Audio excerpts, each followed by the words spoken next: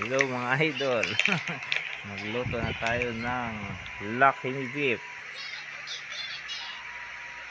At ito na po yung dalawang beef na kailangan nating lutuin.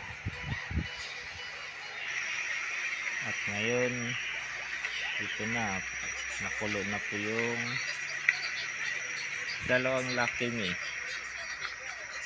Kailangan natin lutuin maigi para magiging swabe at hagod sa lamunan yung isang Lucky Me beef.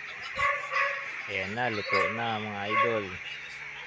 Kailangan na natin palamigin para kainin. Ayan, tikman natin kung masarap siya o hindi. Ayan na. Ayan na, tinikman na talaga. Ayan.